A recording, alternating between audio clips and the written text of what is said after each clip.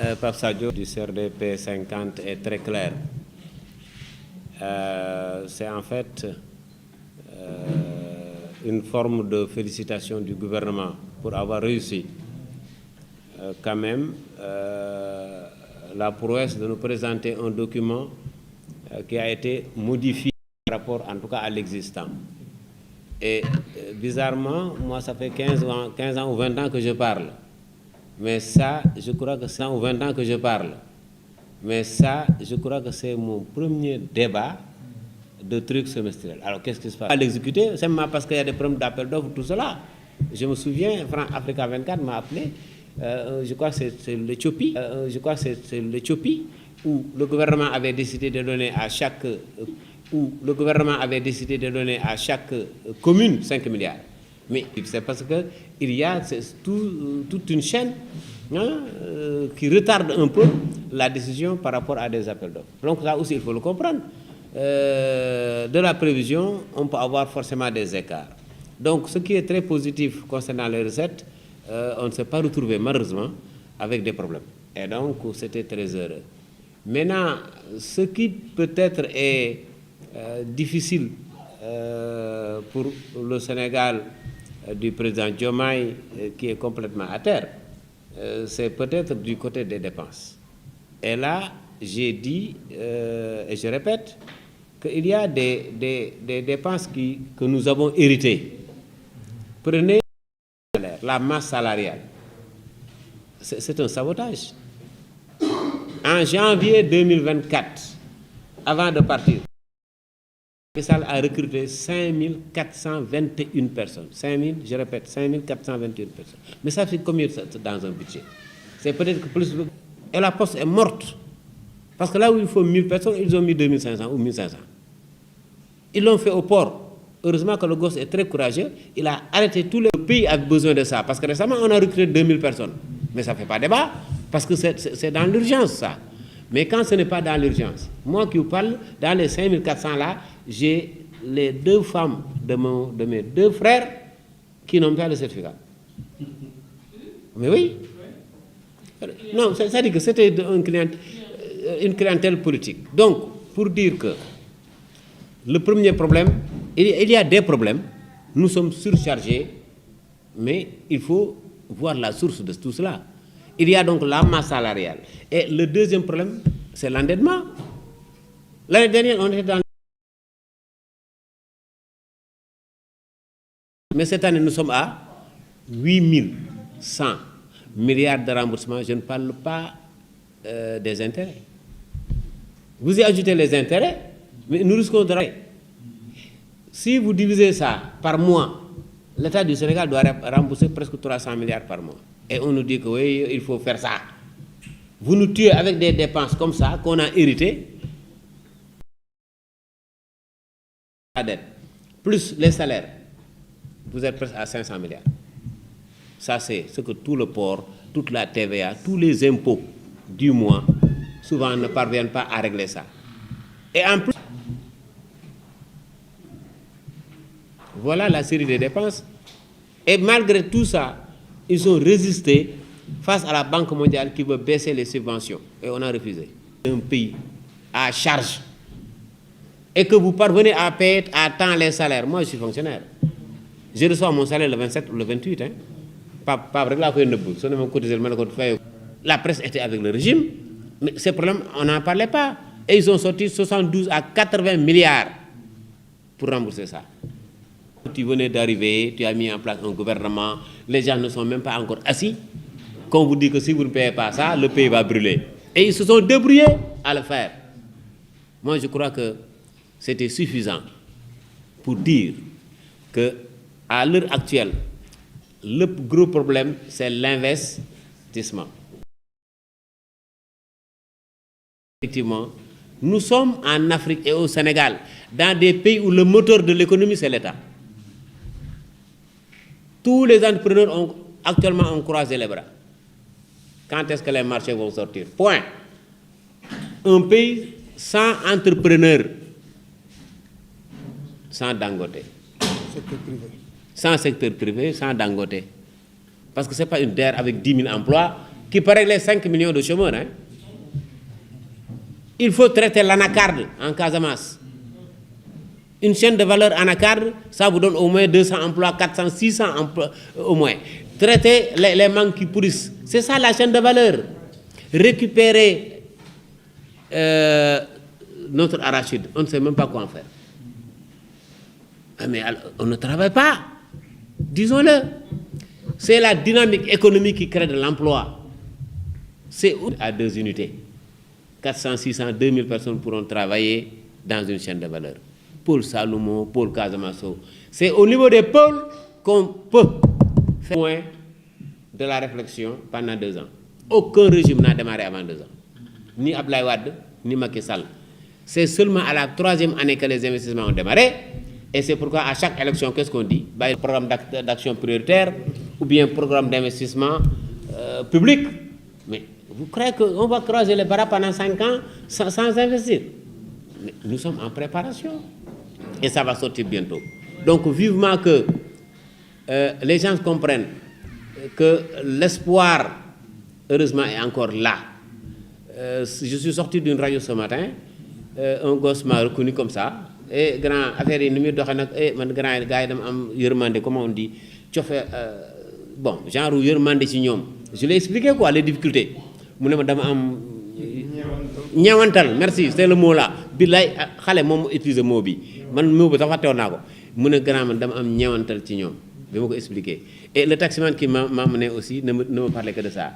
Non gars yi nañ tal te xam ne àddina bi. Donc moi je dis l'espoir est là, l'espoir renaît, mais il faut que les gens communiquent et parlent. Que nos ministres sortent pour nous dire que dans 2 mois on fera ça, dans 2 mois on fera ça. Mais suñ ne tekkaaral, les colons vont nous manger. Merci.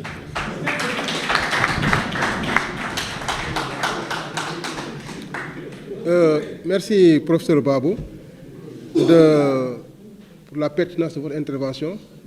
Bon, information, monsieur Diotte, moi le 27 ngay fayu ah. Exemple là. Donc les cotisations, le 29 la koy laaj. Bon, je voulais profiter de l'occasion pour parler peut-être d'un débat qui agite un peu le landerneau politique et qui concerne le récent voyage du Premier ministre en Chine. De quoi s'agit-il? Certains ont peut-être installé dans l'espace public un débat qui n'avait pas lieu. Et ce débat-là, c'était que le Premier ministre Ousmane Sonko ne serait pas reçu par le président chinois. Et chemin faisant, les gens ont embrayé. C'est devenu maintenant un débat d'enjeu national, alors que ça n'avait pas lieu d'être. Pourquoi? Parce que le voyage de Ousmane Sonko en Chine me conforte dans l'idée que cet homme est en train de réhabiliter la diplomatie économique. Vous savez, sous Senghor, pour faire une comparaison, on dit souvent que, bon, comparaison n'est pas raison, mais j'ajoute que comparaison ne saurait être raison. Ce monsieur-là, Ousmane Sonko, le Premier ministre, est en train de réhabiliter la diplomatie sénégalaise en l'insérant dans une trajectoire économique. Sous Senghor, nous avions ce qu'on appelle une diplomatie de prestige. Et sous Abdou Diouf même, cette diplomatie de prestige, il s'agissait de chercher des alliances partout, un peu partout dans le monde, parce que c'était une période qui coïncidait avec, bon, le doyen pourrait peut-être en parler mieux que moi, c'était la période de la guerre froide. Il n'y avait que 2 blocs. Il n'y avait que 2 blocs. Soit on appartenait à un de ces blocs, ou soit on appartenait à l'autre bloc. Donc cette diplomatie, c'était une diplomatie de prestige. Il fallait avoir des alliances stratégiques, une diplomatie de prestige qui faisait qu'on ouvrait des ambassades un peu partout. L'aspect économique n'était pas primordial à cette époque-là. Mais maintenant, à l'heure de la mondialisation, nous sommes à ce qu'on appelle la période de la diplomatie économique. C'est la diplomatie la diplomatie des investissements directs étrangers. C'est-à-dire c'est une diplomatie qui draine des investissements directs étrangers. Les contrats qu'il a signés en Chine, les joint ventures avec le secteur privé sénégalais, je pense que c'est assez suffisant pour nous permettre, nous, patriotes, de lever la tête haute et ne pas rester dans des débats de bas étage, animés par des gens qui n'ont d'autre solution que de prêcher le faux. Parce que l'espace public sénégalais, malheureusement, ils sont mal tombés, parce qu'ils sont ils sont contemporains d'une jeunesse mieux éduquée, mais également mieux informée. Très important. Il y a maintenant l'émergence d'une nouvelle conscience citoyenne qui fait qu'aujourd'hui, pour manipuler les citoyens, c'est extrêmement difficile. Et les prochaines élections, vous nous dirons qui a raison entre nous et Ok. Donc, donnez-moi une minute. C'est pour la culture de beaucoup de nos amis qui peut-être entendent que le Sénégal a emprunté 10 200 milliards. Non. Ce qui se passe, je fais un exemple très simple. Ces 10 000 milliards concernent 2 années, 2024 et 2025.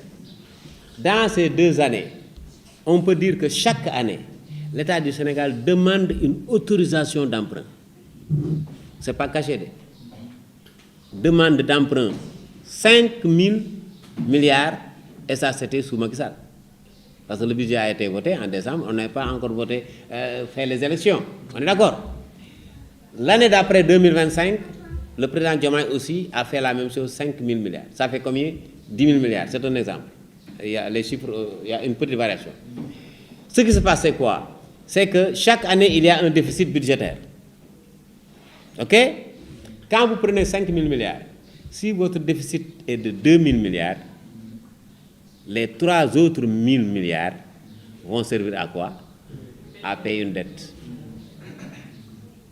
Mais le déficit là, avec les 2 000 milliards, le déficit budgétaire, les 2 000 milliards complètent le budget. Donc il faut considérer les 2 000 milliards comme étant de l'argent à dépenser. Si vous dépensez cet argent, vous devez 2 000. Vous devez combien? Les 2 000 milliards, j'ai dit, de déficit. Si vous les dépensez avec les impôts, vous les avez dépensés, mais vous l'avez emprunté, non? Donc vous devez combien? 2 000 milliards. Et les 3 autres 1 000 milliards ont servi à payer une. Au moment où vous devez 2 000 milliards, vous avez payé, la dette baisse. La dette baisse. Et là, vous augmentez votre endettement de 2 000. Mais vous avez utilisé les 3 000 pour payer la dette. Ça, c'est du sous le bouki. Il faut le dire comme ça. Donc, sur les 2 années, pratiquement, c'était 1 600, je crois, déficit. L'autre, c'était à peu près 2 000, à peu près 3 500, voire maximum 4 000 milliards ont été utilisés comme déficit budgétaire. C'est-à-dire que donc 4 000 milliards d'un nouveau endettement, d'un nouvel endettement. 4 000. Et les 6 000 milliards ont remboursé. Et la dette baisse. Le stock de la dette n'augmente qu'avec le déficit. Mais tout autre emprunt sert à la dette. Donc, la façon dont ils veulent expliquer les choses, c'est comme si on cachait ça. Alors que l'emprunt, si c'est 5 000 milliards, c'est déclaré. Et le déficit, tout le monde le voit. À l'Assemblée, on vote, on dit, il manquera 1 500 milliards, on dit, d'accord. Donc, il n'y a pas de problème de fond. Sur les 10 000 milliards, je répète, les 4 000 milliards, c'est de la dette, une nouvelle dette. Les 6 000 milliards ont permis d'éponger. Vous baissez de 6 000 milliards, vous empruntez 4 000 milliards. À ce rythme-là, mais la dette va baisser. On est d'accord? Voilà à peu près, donc, parce que c'est trop difficile les chiffres. Si vous lisez le texte, les gens ne comprennent pas. Donc je passe la parole au doyen Mawan. Bon, merci beaucoup, Pape. Merci beaucoup.